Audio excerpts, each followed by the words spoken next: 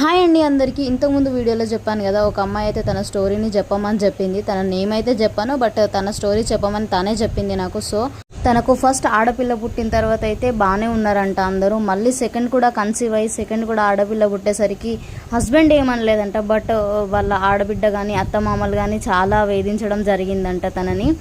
మాకున్నది ఒకటే కొడుకు, ఆ కొడుకుకి వారసుడు లేకుంటే ఎట్లా, మా వంశం నిలబడేది ఎట్లా అని తనని కొట్టడం తిట్టడం ఇలాంటివి మస్తు జరిగినాయంట. ఇప్పటికి కూడా జరుగుతున్నాయంట. పాపం తన హస్బెండ్ అయితే తనకు సపోర్ట్ చేసుకుంటూ వస్తున్నాడంట. పుట్టింది ఆడపిల్ల అయితేంది మగపిల్ల అయితేంది ఎవరైనా మన పిల్లలే కదా. నాకు 2 ఆడపిల్లలే ఉన్నారు. మా హస్బెండ్ అయితే ఎప్పుడు ఏమనలేదు, మా అత్త మామ వాళ్ళు కూడా ఏమనలేదు. అప్పుడప్పుడు మా మమ్మీ ఉంటది, ఒక మగ పిల్లడైతే బాగుండు, నాకు మగ పిల్లలు లేరు నీకు మగ పిల్లలు లేరు అని. మగపిల్లలు అయితే ఏంటి ఆడపిల్లలు అయితే ఏంటి చెప్పండి. ఆడపిల్లే ఇంటికి లక్ష్మీదేవి, అన్ని ఆడపిల్లే చూసుకుంటుంది. అట్లా అత్తవారింటి సైడ్ వాళ్ళు గొడవ పెట్టినప్పుడు అమ్మ వాళ్ళ ఇంటికి వెళ్తే పాపం వాళ్ళ అమ్మ వాళ్ళు అన్నయ్య వాళ్ళు కూడా అన్నారంట, నీ కష్టం ఏదో నువ్వు పడు, నీకు పెళ్లి చేసి మేము మా బాధ్యత అయితే తీర్చుకున్నాము, నీ బాధ ఏదో నువ్వు పడు, నీ ఓపికతో నువ్వు చూడు అనేసి పాపం తనకు ధైర్యం చెప్పకుండా తనని కించపరిచినట్టు మాట్లాడిండంట. కంటిన్యూషన్ నెక్స్ట్ వీడియో నచ్చితే లైక్ చేయండి. బాయ్.